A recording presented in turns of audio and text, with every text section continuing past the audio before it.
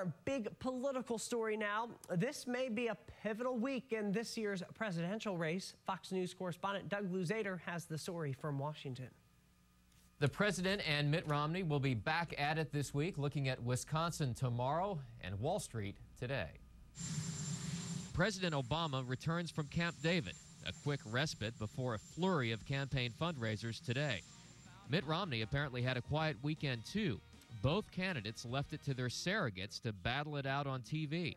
The president's team accusing Republicans of reveling in bad economic news. So there are 1 million jobs sitting on that table in Congress right now that they could move on. They need to get off their hands and stop rooting for failure. That's really what's going on right now.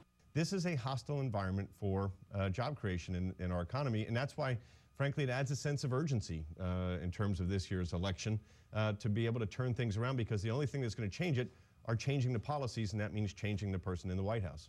Both sides will be watching two things this week. First, the markets and how they react after a brutal week capped by a disappointing hike in the unemployment rate. And second, tomorrow, voters in Wisconsin head to the polls for a recall election.